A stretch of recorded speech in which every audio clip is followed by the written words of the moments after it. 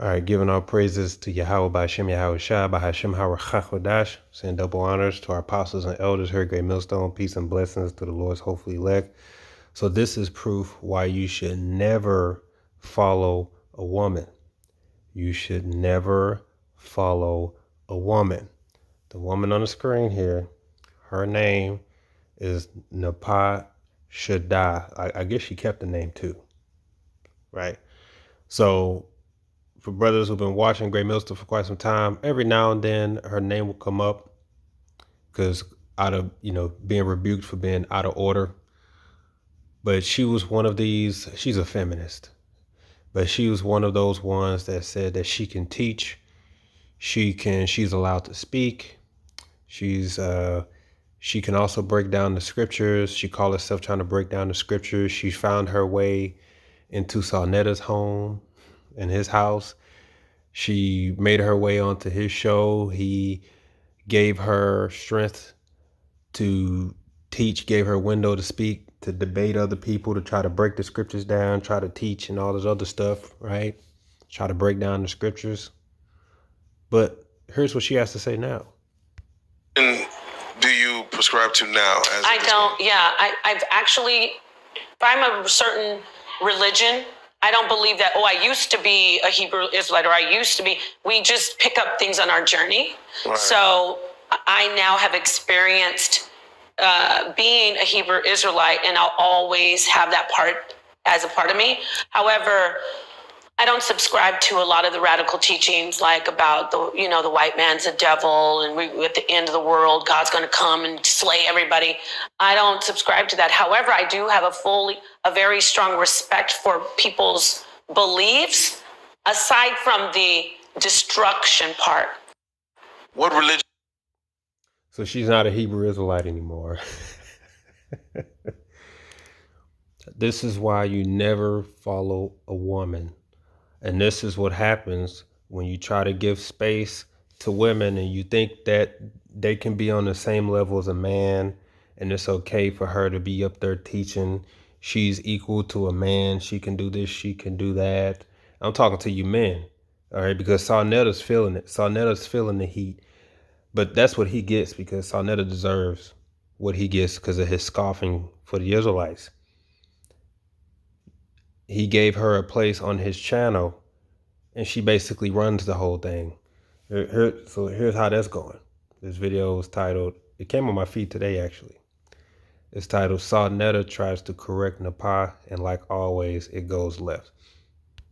At this point, I'm done with him. I showed you what happened earlier. What do you mean you're talking to him?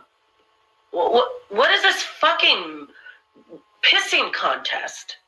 I'm talking to him. Man is talking right now. Man, go get us some cold drinks, woman. Nigga, if you don't listen, you're interrupting him. He said 3 or 4 times, I don't have to turn on my camera. You keep on interrupting. I said calmly. All right. I'm already fed up with him. I'm sorry, but let me just cut in for 1 minute. Right. Okay. Are you gonna ruin the show? I'm just gonna say one thing. What I'm gonna say is I don't care about this whole thing with JJ doing this. What I care. Well, let's play what you said happened with me. Just let me finish saying what I'm gonna say. Are you gonna stay while I play it? Let me finish. I don't care about what you play. Let me say what I want to say. Go ahead. That's what I'm saying. That was an accident. Go ahead, but if you want to make this, Paul, can you just be quiet? Yes, say what you need to say, but remember, we're live. I know we're live. This is what I want to say. I don't care. And if it has anything to make me look bad, it's going to be a problem for you. All right, Napah. We got you. We know you're the tough girl. We got you. Well, I'm not a tough girl, but you're not going to be disrespecting me for men. What I want to. You're not going to disrespect me for men. Man. Go. So think up, because if you don't want to get disrespected. You said this is live, and you can't even shut the fuck up for a minute. Yeah, because I know you. You want to defend JJ. That's why I'm doing this live. I just came on saying I'm not here to talk about. I don't give a fuck about JJ. You're trying to do damage control. My point is, when I tell you to stop, you don't fucking stop. Let's listen. The problem. I don't want to listen. When I say stop, don't fucking. I'm not going to stop for JJ. Sorry. You're talking to JJ. When I'm I not say gonna stop. talk, you know y'all two don't get along. I'm I not said stopping. you deal with it all the time, and you always got to jump in it. That's I'm all not I hear stopping, of you. honey. Is when you talking, when I say stop, you don't fucking stop. But I did stop earlier. You didn't stop. Yes, I did. You kept going and going. So that's how that's going. But that's exactly what Saul Netta gets. That's what he gets. Right? You know, as Sirach 26:23 says, a wicked woman is given as a portion to a wicked man. Wow. See, the Lord can judge you that way. And I remember Elder Malcolm did this lesson and he was playing what Saul Netta was saying. And Saul Netta went on this whole rant and calling the Most High an ungodly power because of what he did for during Noah and how he flooded the earth. And it was at that point I knew that the Lord had you in his scope and that the Lord's going to bring judgment upon you. And now, as you can see, that man is literally living in hell on earth. Now, you did all that talking against the scriptures. You should have took heed to the scriptures, because the scriptures would have warned you about women like that. And you know, as you can clearly see now, she runs that whole thing, right? But this is why you don't follow a woman, and this is why you don't give them strength neither. Okay, as let me finish. A wicked woman is given as portion to a wicked man. So it's judgment from Yahweh B'Shem Yahushua, well-deserved judgment. You guys can scoff the Lord all you want. He's going to get you. It says, but a godly woman is given to him that feareth the Lord. Now, Proverbs 31, verse, it says, the words of King Lemuel, the prophecy that his mother taught him. What, my son, and what the son of my womb, and what the son of my vows? Give not thy strength unto women, nor thy ways to that which destroyeth kings. You never give your strength to a woman, and you never follow a woman. Because all those people who came up against us, she can teach. She's up there calling herself a teacher. She's trying to break the scriptures down, break down the scriptures that for years. She made her way to Saul Netta, all right? Because, you know, women, first of all, you got to understand, women are smart and they are strong, okay? They know exactly what they have to do to climb the ladder to get what they want. And once they achieve what they want, they initiate the next phase. They're out the door and they're going to move on to the next sucker.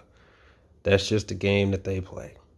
Okay, so it says, give not thy strength unto women. So Saul Netta's slip up was that he gave his strength unto woman. Now you can clearly see she owns that. She runs that over there. And that's a shame to his house. She basically brought shame to his house because of his lack of wisdom and giving strength to his woman. But that's judgment from the Lord, right? This is. See, we see past the facade. We see past the mask when it comes to certain people. And this is this is why you cannot put a woman on a pedestal. You can't make yourself equal to them. No matter how much you try to do it, in the end,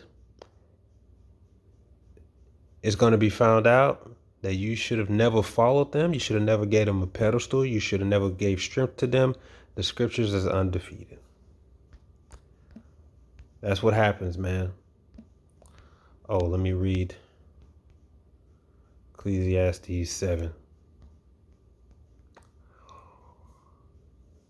Verse 25, I apply my heart to know and to search and to seek out wisdom and the reason of things and to know the wickedness of folly, even of foolishness and madness. And I find more bitter than death, the woman whose heart is snares and nets and her hands as bands. Whoso pleaseth Yahweh shall escape from her, but the sinner shall be taken by her. So if you're not in the good graces of the Lord, you will fall victim to such a woman who has wicked agendas, ulterior motive. That's all the women. And and when you give them strength and they know up, it's a wrap. You know? What'd you do, man? Did you put her name on the house? Her name's on the bank account. She that's what she's gonna look for. Because it's clearly obvious that your show over there is no longer yours. And that's judgment from Yahweh Hashem Yahushua. That's what you get for being a scoffer, man. All right? You should have hit. Hey, look, the scripture says, I would rather dwell on a housetop than with the brawling woman.